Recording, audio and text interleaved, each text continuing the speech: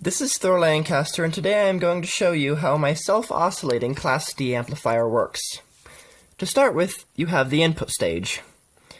Audio comes in either this Bluetooth module from a phone or a computer, or this auxiliary jack which supports anything that can produce output through an aux cord. Again, a phone, a computer, a TV, a hi-fi set, whatever you want it to be. The audio then goes into this transformer, which isolates it, removes hum, and matches the voltage levels, before going into this amplifier chip under there. I'll show you it. It's another differential amplifier, which amplifies the difference and removes any hum or common mode noise to produce a signal that comes out the second pin that goes on to the rest of the circuit. Once the signal goes into this part of the circuit, it hits a comparator, which compares the voltage level produced by this differential amplifier with the incoming signal. Since the amplifier is self-oscillating, it produces a rapid series of pulses, which is transferred to this gate drive signal generator.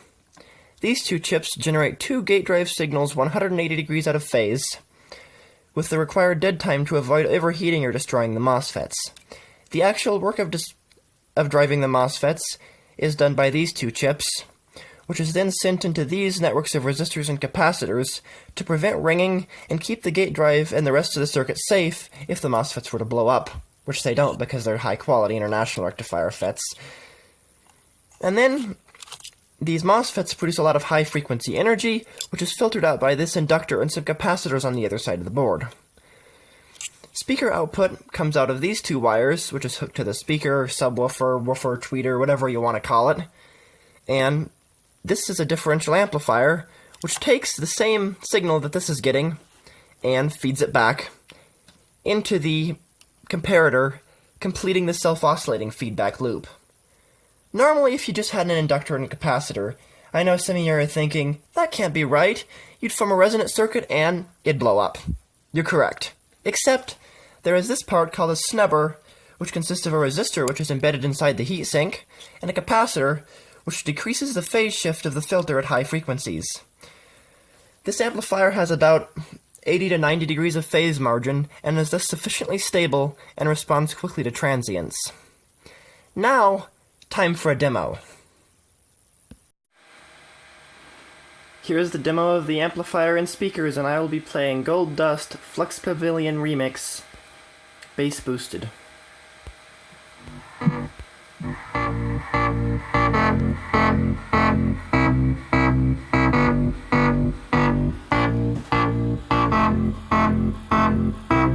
It's like gold dust, you hear me coming through your space. You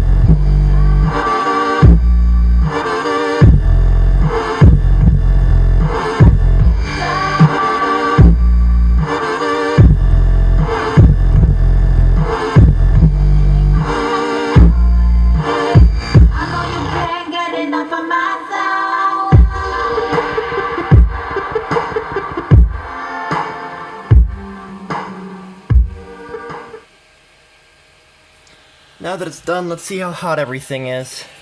Looks like the inductor is nice and cool. MOSFETs are stone cold, power supply's cool. Amplifier is doing a great job. That's all I have for you today.